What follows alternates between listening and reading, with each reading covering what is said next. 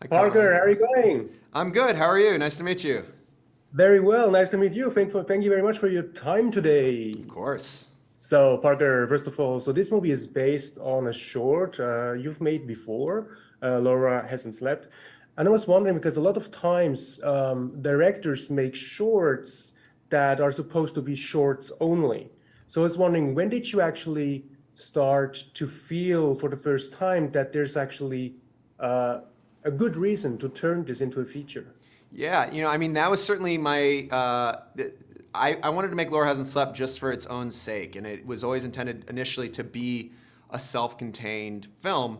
But when I was in post-production finishing that film, there was something about it that just kept gnawing at me, and I kept obsessively thinking about it, and then this idea for a larger story emerged from that, and that sort of springboarded into what eventually became Smile. But I also wanted to make sure Smile was its own unique thing, so it's more Yeah. of a spiritual sibling rather than a direct adaptation. What I really love is the fact that you actually rehired Caitlin as Laura, because a lot of times, when shorts are adapted in any way, the cast changes completely. So I was wondering, what is it about her that really made you want to work with her again for Smile? Well, I mean, on Laura Hasn't Slept, she was, not only an absolute joy to work with, but I was so impressed by what she brought to that short film.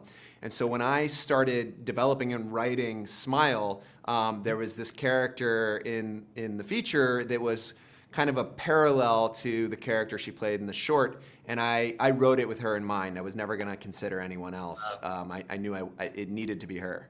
Oh, that's awesome. So I know you said that you kind of wanted to bring across the feeling of a sustained panic attack from start to finish. And I was wondering because I know that making movies can be really hard and getting a movie made. I was wondering if you can relate to that feeling in any way as a filmmaker, just because it is so hard to release a movie. Yeah, definitely. I mean, it is an enormous mountain to climb, both the work and even just to get to the place where somebody agrees to let you make it. It's a dream come true, but it's also you're setting out to do something that's nearly impossible.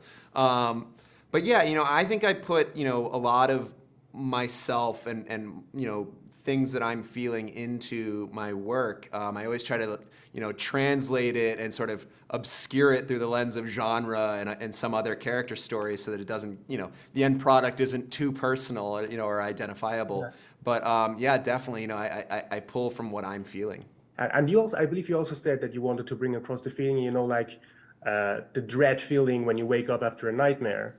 And I'm a guy that actually never remembers dreams or nightmares, so I don't 100% feel that. But I was wondering if you do actually remember like a specific nightmare that maybe even inspired your storytelling as a, genre filmmaker.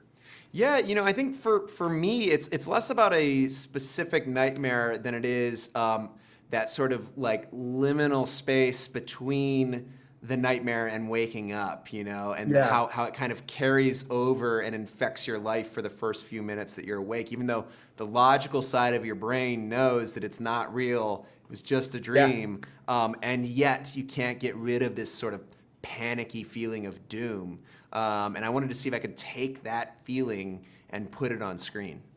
And I was wondering because what I love about this is the fact that you don't really care about a body count. It's really about this character Rose who struggles with what is happening to her.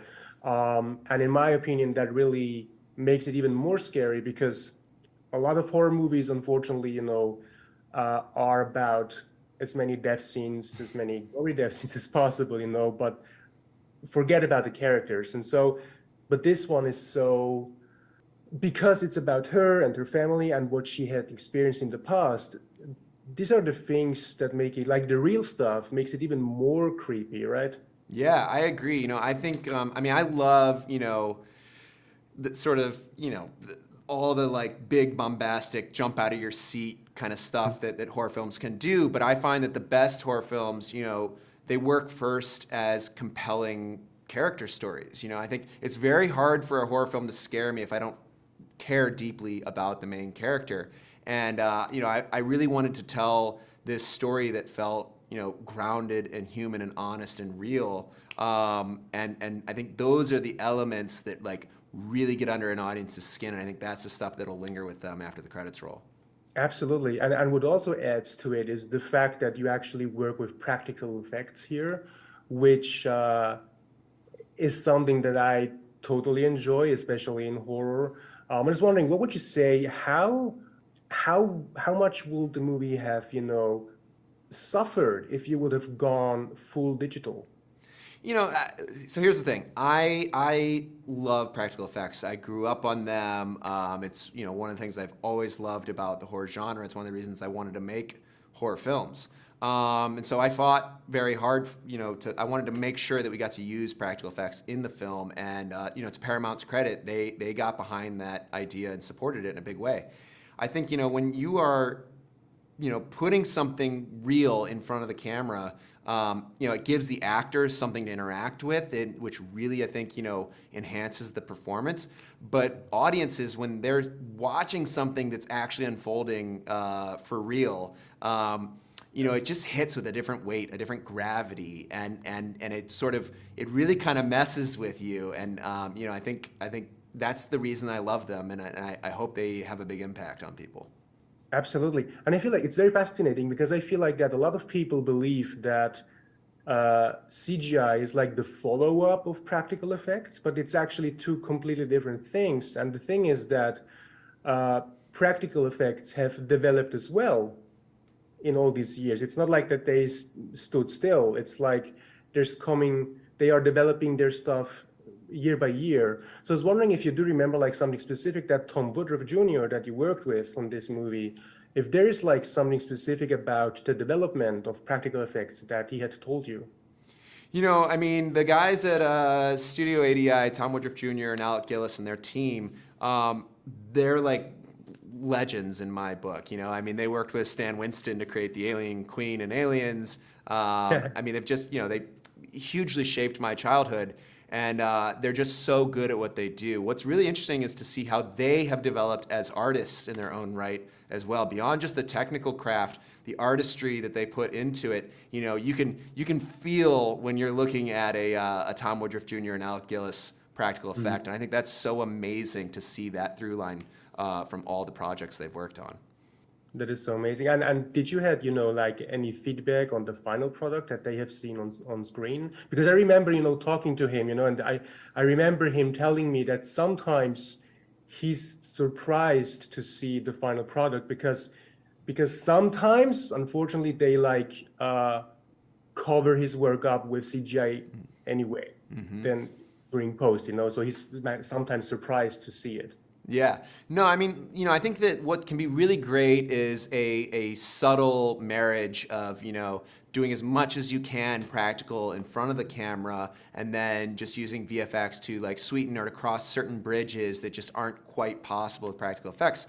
But in this case, you know, it was always my intention to do everything as practical as possible and to really honor, you know, the craftsmanship that went into those practical effects. And so, you know, I think what we did is really there on screen. So, Parker, seriously, thank you so much for your time. Seriously, I mean it. I really enjoyed your movie, so thank you very much for delivering something truly, truly great. Thank you very much, and for your time as well. thank you. I really appreciate it. This was great.